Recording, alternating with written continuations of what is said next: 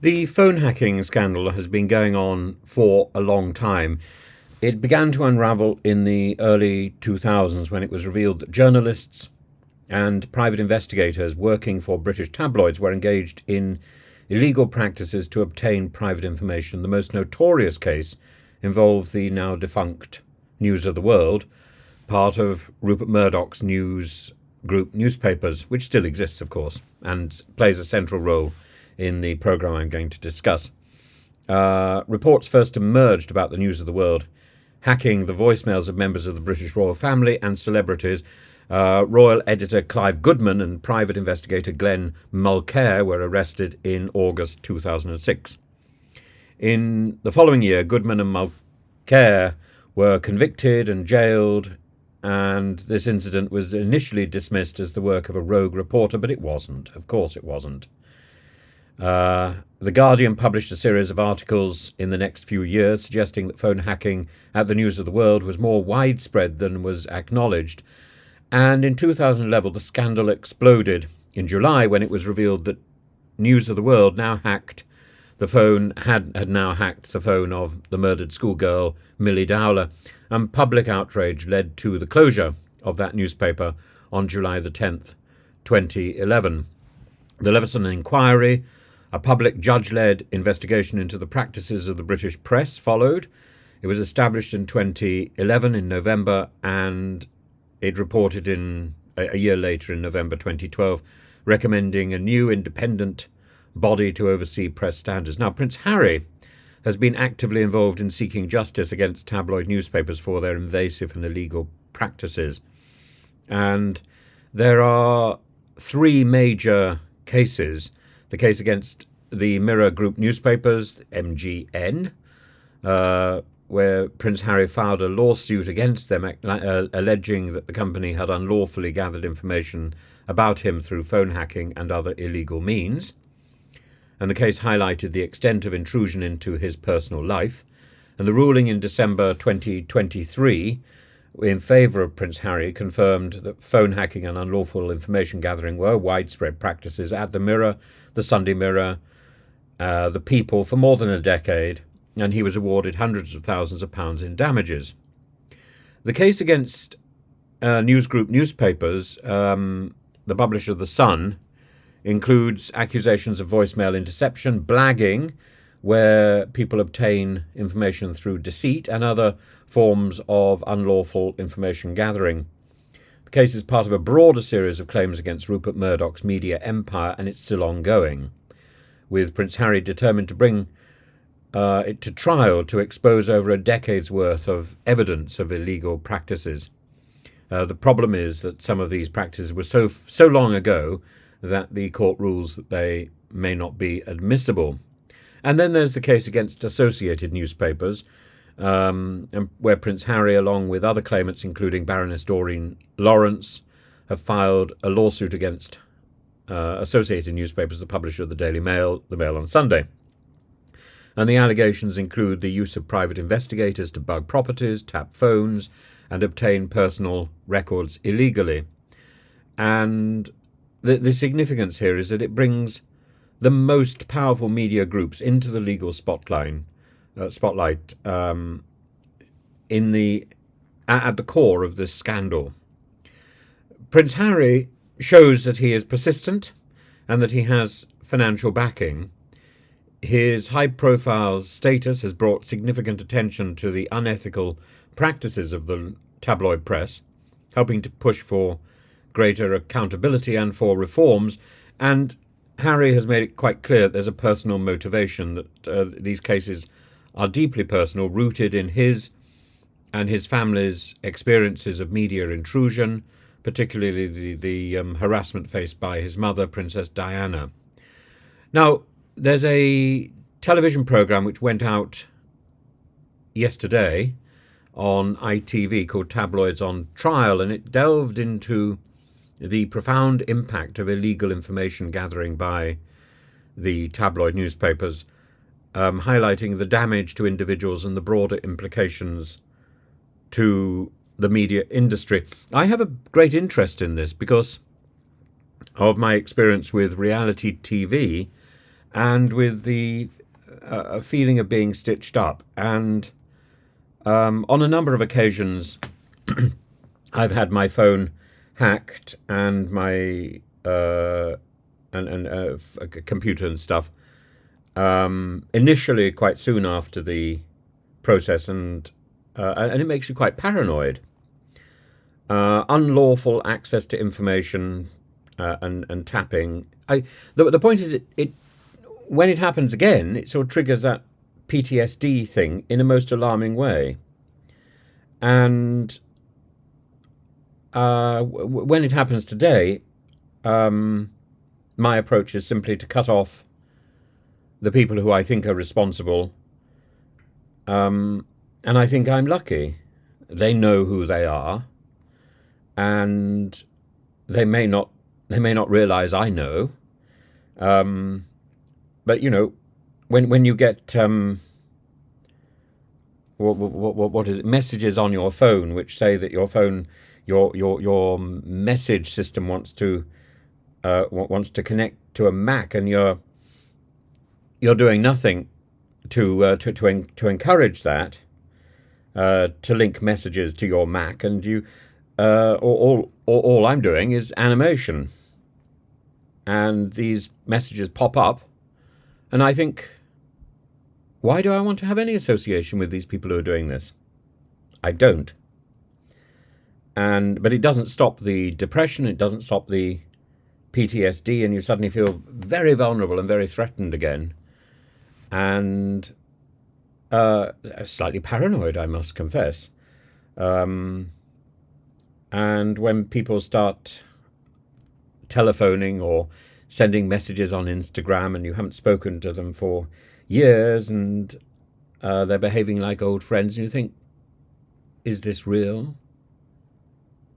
Or is this another sort of hack?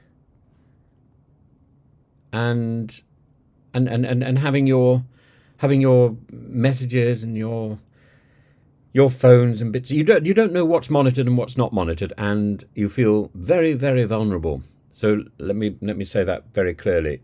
It triggers something, and so I'm very sympathetic to Prince Harry. Not least because of that. Not least because of the horrors of what comes after reality TV exposure. And who do you trust? Because we can't go through this life living in a bubble of isolation. We can't do it. That's not possible. We have to trust people. And I think I've been a little foolish in trusting the wrong people. But that's my cross to bear, I suppose. The tabloid trial, the television program, is important, and it's a beautifully made program. So if you haven't seen it on ITV, do check it out now. You can do. It exposes the systematic malpractices within major newspaper groups, revealing how phone hacking and unlawful information gathering has invaded the privacy of countless individuals, both famous and ordinary. And the scandal, which has been unfolding for about 20 years, underscores the need for accountability and transparency in media, but it also underscores the need to change our society so people who are in the media take proper responsibility. And it's that idea that there is no responsibility, that the people who, the prey, the people who are the victims of these hackers are regarded as a commodity, and are not regarded as human. We are human. And the trial sheds light on the ethical boundaries that have been crossed, leading to public outcry and significant legal and financial repercussions for those people who are involved in working for these media companies. Many of them have lost their jobs, have gone on to other jobs, but they're not really suffering, are they? I don't think they wake up in anxiety. Prince Harry comes across so well in this program, and again, I urge you to watch it. He's played and is playing a pivotal role in the ongoing battles against the tabloids, and his persistence, his financial backing have been instrumental in bringing these issues to the forefront. Despite his victory in the High Court case against the Mirror Group newspapers, which confirmed habitual and widespread phone hacking, his determination to seek justice for himself and others reflects his deep-seated desire to hold the press accountable, driven by his personal experience, driven by his broader mission for truth and privacy. The Daily Mail's involvement in the controversy is significant. While the newspaper prides itself on its campaign for justice for Stephen Lawrence, it vehemently denies the allegations of unlawful information gathering. And the programme highlights the tension between the newspaper's public campaigns and the accusations against it, particularly from figures like Baroness Lawrence. This dichotomy raises questions about the integrity and the ethics of the newspaper's operations. But it's Hugh Grant who comes across as such a benign, thoughtful, intelligent character. I remember him at university, and he provides a stark example of the invasive tactics used by the media, from microphones hidden in flower pots to stolen medical records. Grant's life was severely disrupted by these unlawful, spiteful, malicious practices. His decision to settle out of court, which came as something of a surprise, was, he says, because of the prohibitive costs of pursuing a trial and winning. It highlights the challenges faced by victims seeking justice in any case where the only people who win are the legal profession. When that becomes a reality, when you realise that's a reality, you can't think that the legal profession is doing its job properly. If it costs money to win when you have been abused, then the legal system is wrong, isn't it? Grant's experiences underscore the pervasive nature of media intrusion and the substantial personal and financial costs involved in fighting back. And, you only have to salute his hacked-off campaign and organisation. That the programme Tabloids on Trial paints a damning picture of the British tabloid industry, illustrating how illegal practices have damaged lives and eroded public trust. And while Prince Harry's actions and victories in court mark significant steps towards accountability, the programme suggests that much more needs to be done to address the deep-rooted issues within the media. And I've made videos before about the people who I think are sidestepping the issue and trying to avoid blame. Again, they know exactly who they are. And the people in charge were well aware of what's going on. Were well aware. And if they turned a blind eye, it doesn't mean they didn't know. So if they were clever enough not to be caught with their hands in the till effectively, it doesn't mean they're innocent. These newspapers have blood on their hands. And Hugh Grant's ordeal exemplifies the lengths to which the press will go to obtain information and the difficulties victims face in seeking redress.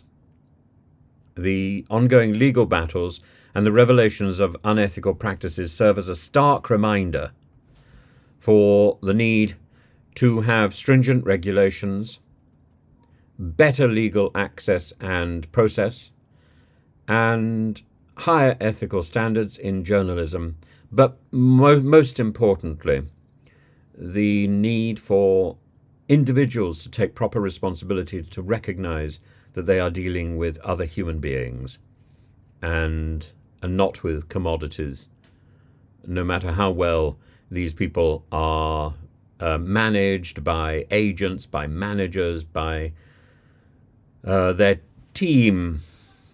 It doesn't matter. They're still human beings, and certainly those people who find themselves thrust into the spotlight without that team to support them.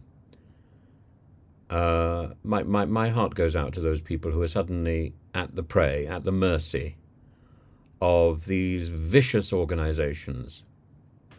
And it's always worth remembering how casually we use that word vicious. It comes from the word vice, which is the opposite to virtue. It's about people who are fundamentally evil.